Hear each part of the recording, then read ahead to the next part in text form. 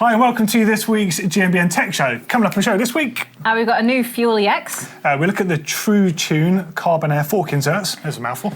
Handy McCaskill, that's really weird, has done a dream build edit. And there's some great stuff from you lovely lot.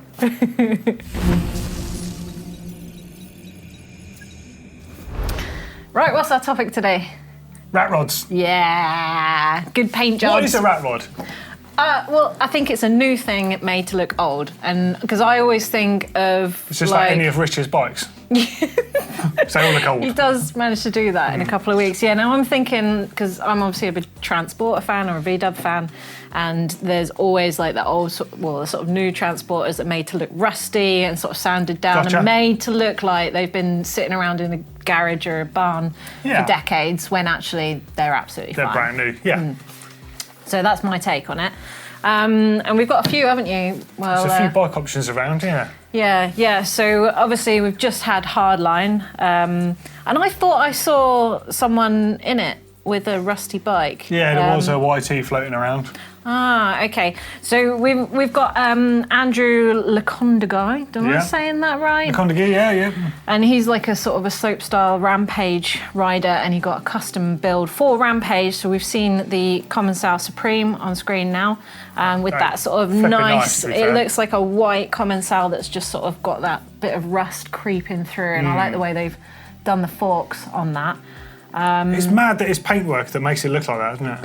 Like, it's really impressive. Yeah, and I've definitely seen some paint schemes like that on some old awesome. I mean, I've seen some paintwork like that on some of the bikes locked up in our outdoor lockup, to be fair. That's true. And we've also, our Toff has sent us this one, was Alex Roussel's Partymaster. Yeah. So I believe that's a slopestyle bike, isn't it? Is he a slopestyle rider? Yeah, but this is cooler, I think, though. It's almost cooler than a rat rod, so it's ridiculously nice. Yeah, so what I like about this one is that they've actually used like a few grades of colour and sprayed from afar to get that kind of, they haven't gone for the sort of rust look, but they've gone for that aged look with just the spraying colours. I like the 777. It's that one step ahead of the devil, isn't it? I didn't get that. That's kind of cool. Yeah, Damien have 666 on his head. Yeah. In the old films. Yeah. And then obviously our favourite, Loic Bruni. Oh. His rusty demo, I guess. So, and this, the paintwork on this is unreal. It looks so real. It looks like you could touch it and get orange stuff on your fingers, like rust. But there's a cool story with this as well, isn't there? Yeah, so basically when he was a kid, his first proper bike was a Balfa, and it didn't have any paintwork on it, like any paint on it, and it just went rusty, and he was known as the kid with a rusty bike. No way. Yeah, and I think he started racing, obviously he's won the world champs, and he's pretty big time now, but he wanted this year, when he was asked, if he wanted to design his own custom paint job, what he wanted, and he said he just wanted a bike that feels like me, and he was like, it's got to be something to do with his old kid's bike. So I've got to say that one kind of passed me by at the time. I remember seeing it but not paying too much attention, but it's absolutely beautiful. Yeah. The combination of new and old, like the down tube looking like almost brand new and the top tube looking like junk, but like in a cool way. Yeah. It looks unreal. And I just wanted to throw to the Capra, the Unleashed, the special... So the pinky sort of one, the special release edition. Yeah. Because it was based on the Goatman's van, which was a rat rod, basically, in the sort of Return of the Goat promo video for the Capra. It's just like that faded pink, like it had been sanded out. And, that's a production frame. This isn't a custom paint job, and I think that's incredible. Like that. They're very cool at doing that sort of stuff. Yeah.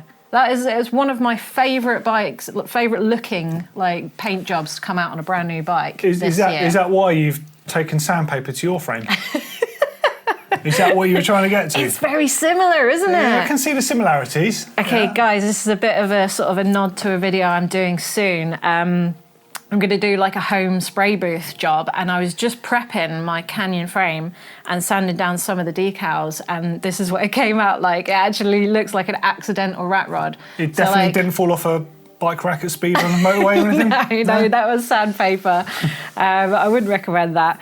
But yeah, I mean, nod to Canyon for the paint job. That actually took me ages to get to that because they've primed the decals and painted the decals, and then all of those little logos, those little spots on there, they're all painted. They're not stickers. Yeah, a lot of work that goes into those sort of jobs. Yeah, so you can get it yourself. And just before I go, I really got a nod to Ted James, who I think he made the 36er bike, didn't he? Apparently, I think the big wheeled bike that we've got, he made that. But that's not what he's famous for. He's famous for doing really nice custom BMXs. That's kind of the world he's come from. But check this out on screen. It's one of my favourites. It's a gravel bike. And he's just got this signature look that I've not seen anyone else do, which is like 2 tones of anodizing. So that brown on the front, this is a titanium frame. He's managed to get that colour, which is so hard to get through anodizing, and then he's taped it up and obviously used so neat a bronze like gold for his logo as well. And and I just think it's incredible. It kind of looks new old, but it's beautiful. And he does some BMXs like this as well.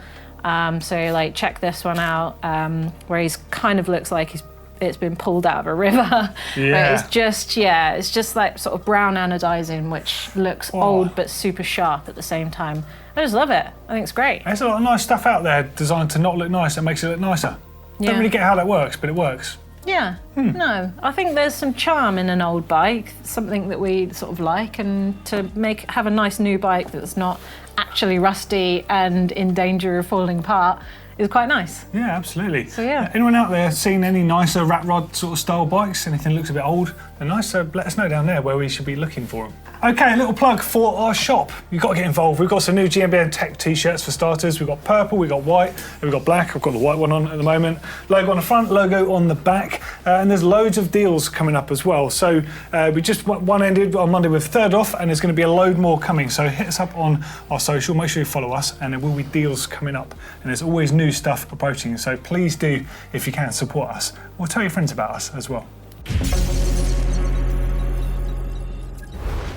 Okay, into news, and although it actually launched over a week ago, I just wanted to draw some attention to that Fuel EX.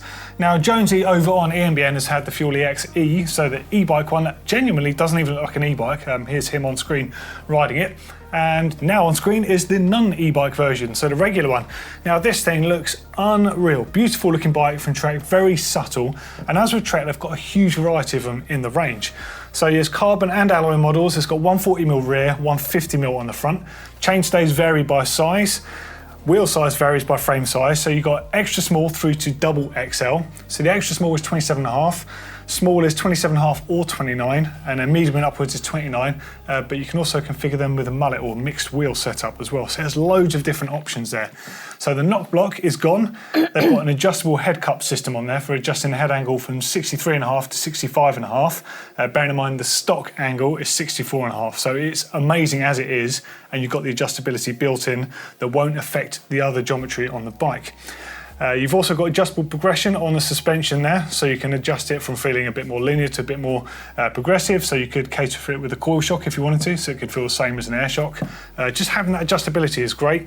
34.9 seat post, which, although I'm not the biggest fan of how they look and they can make some frames feel a bit too rigid, undeniably you're going to get a better dropper post because you've got more space on the inside for more components and more. It's just going to last longer, essentially, so it's just a better approach. Threaded bottom bracket on there as well. So they've really designed a bike here that you can spec it as you want. You can set this thing up absolutely brilliantly. So head angles 63.5 to 65.5 between the sizes. Chainstay 435 to 450 depending on your size option. Reach from 400 to 545. That is in the standard middle setting there. And you've got 5 models currently for different budgets and frame options as well. Starting at 4,800 in the UK all the way to just under 12 grand. I mean, there's a big range there, and I suspect there's going to be more to follow because they're still listing the previous model, which goes down to 2.5 grand. So just nuts the amount. Well, it's good thought, I think they've put into that. Over at Mondraker, they've been making an exclusive collab with Troy Lee Designs. Now, you probably know if you're a fan of Mondi that they've done this before. This is their second season in collabing.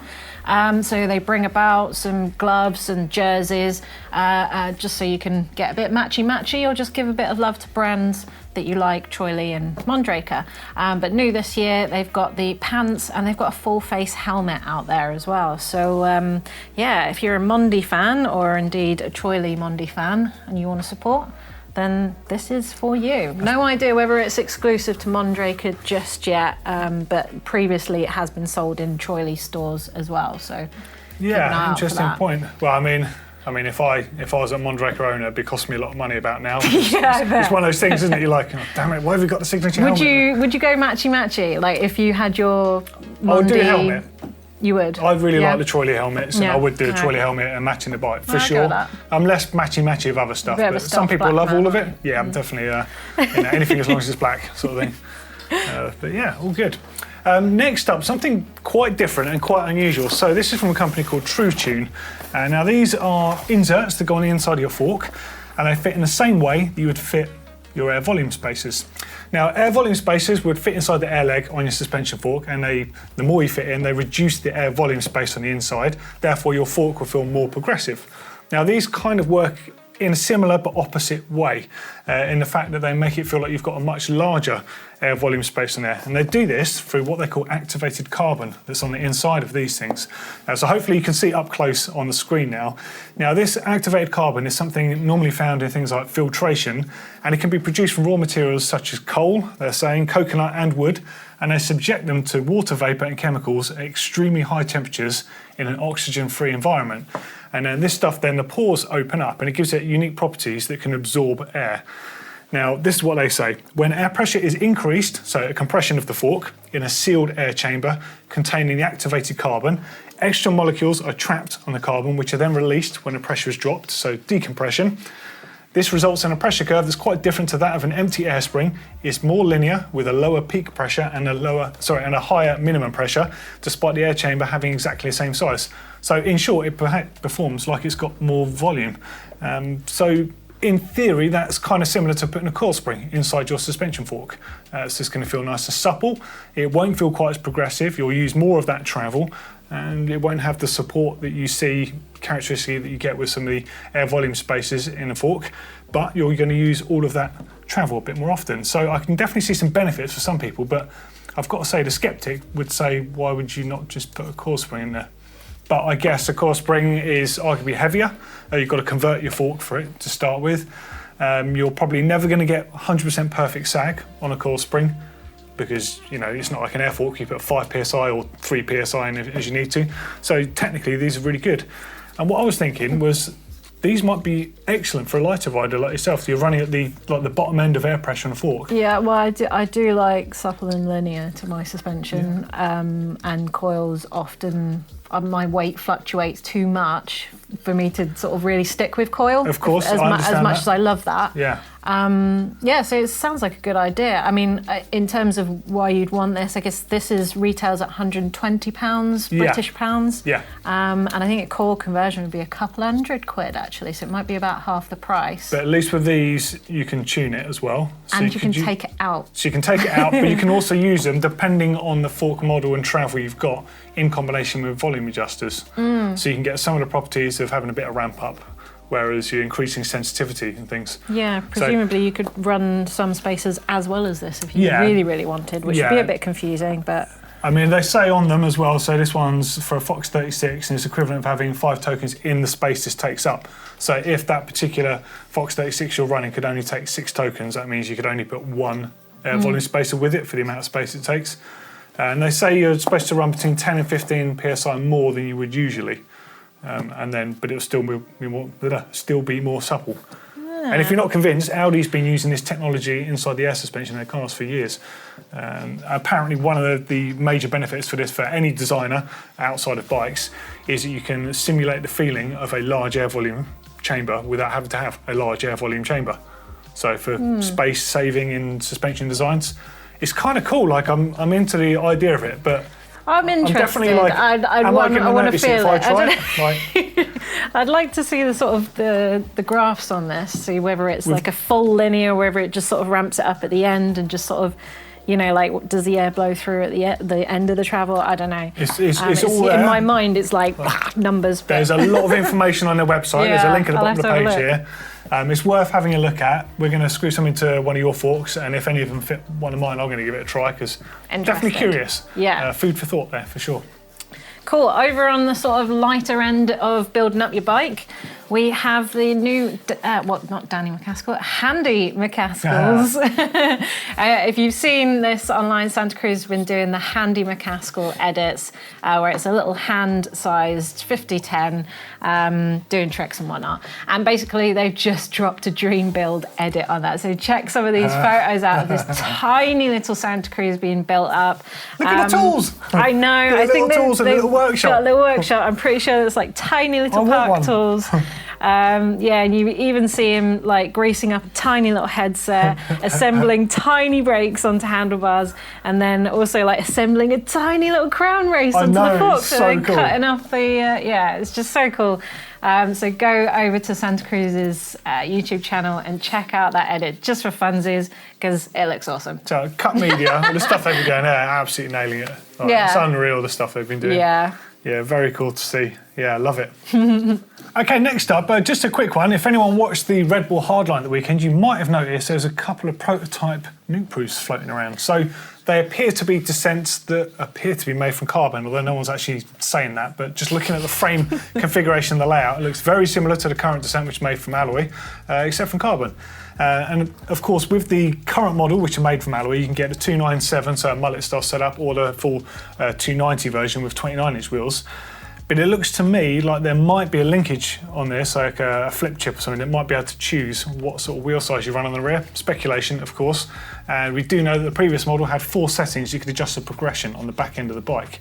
I'm wondering, actually, for that event, they probably had it on max. For jumping off stuff the size of a house. This totally passed me by until you pointed it out. And then I was like, oh, yeah, the down tube's all sort of like more angular and the shock's further down. A little telltale sign to protect from the forks. And I'll tell you what, like, I think the real tree camo looks really cool, but I would love to have seen it with nuke proof written in orange rather than in the green myself. It's too fishing camo for my liking. I know, but he's a fisherman, isn't he? Yes, he's not really a mountain biker, he's a fisherman. No, of course his mountain bike is amazing. But he is famous for liking his real tree camo. So that's Adam Brayton's bike, by the way. Didn't even say that, did we? Oh, yeah. We saw that's Adam Brayton's bike. But it looks like there's going to be a new bike launch for nuke proof imminently. So keep an eye out for that one. Cool, and then just finally, before we end the news, we're running out of time, there is a new kicker, a new Wahoo kicker. So check that out, they've just released it. It's got brand new Wi-Fi connectivity.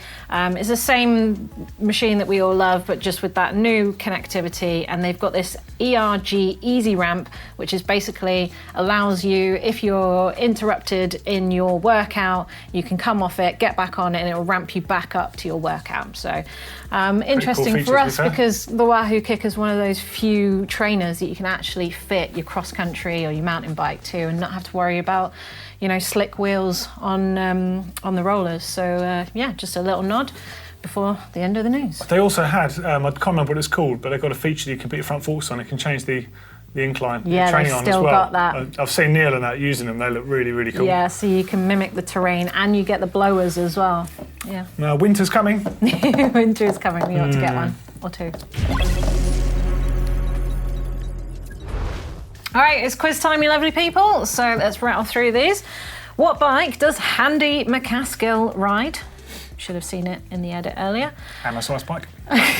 Why is the new Santa Cruz called the 5010? Ooh. And also, third question, the 5010 was renamed in 2013. What was the model's previous name? I know this. Do you? I do.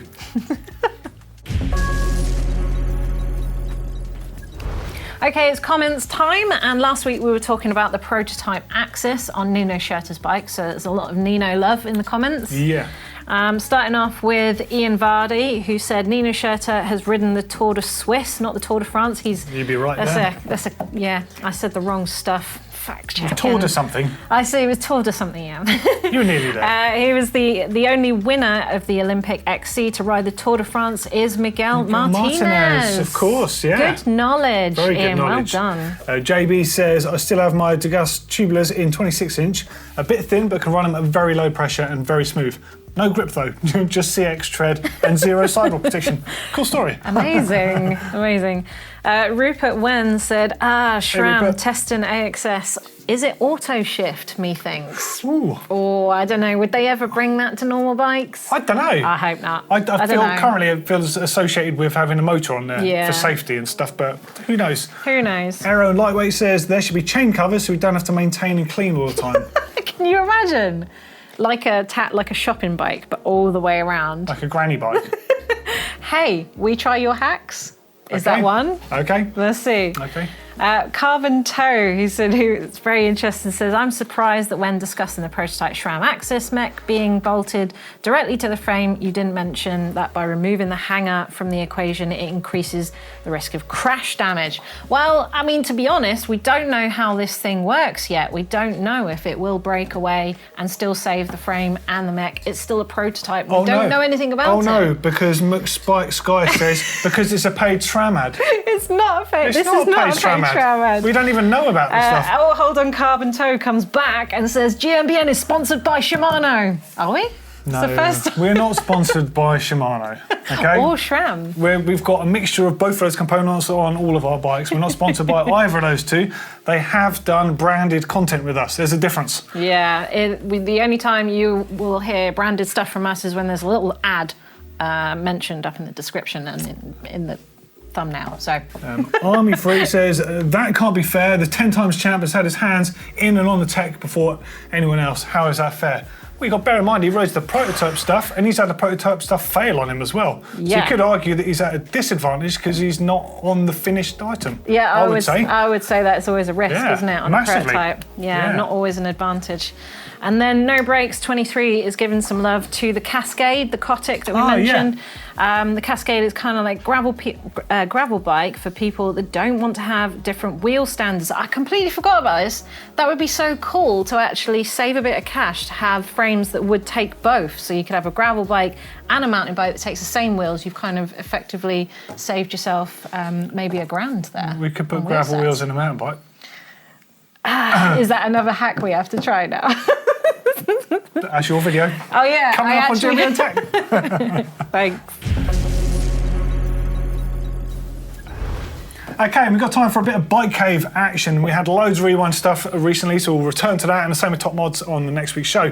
The first one this week comes from Alec in Sweden. He says, spent the last 10 days in Morzin and Ligier riding and watching the worlds. Managed to bag some swag for the bike cave. Love it. Massive world champ sign there. Yeah, he's got the swan dive sign. Yes. Nice. Looking cool. Like it. Nice tool chest in there, nice surfboard hanging up the top there. Love the bollock sign. I'm surprised you haven't noticed what's over on this wall Oh, a over little here. pair of paste forks at the back there. Very nice. Keep going. There's more. I've got there you go. Oh, hello. That's a nice pace. Yeah, that is lovely. And I'm liking the sort of little comfort area there down there. Is that supposed to be De Niro and Taxi Driver, do you think? I don't know. I think it might be. You're the Might not film be. buff. Don't know. I like Who the knows? fact that he's got tape on the sort of the top, like in the eaves, so he's used it as like a shelf. That's really That cool. is, yeah, that's Nice a good little shout. Race tape. I was thinking I like the Here Be Beer in the beer fridge. Yeah. To be fair, although it's far too like put down in the corner for my liking, it would be Yeah. like in a bit more of a prime position. And he's got his little pace mugs as well, and It looks like an awesome place to work actually. And a nice sort of desk height with a computer and stuff. Looking Very awesome. nice. Love it.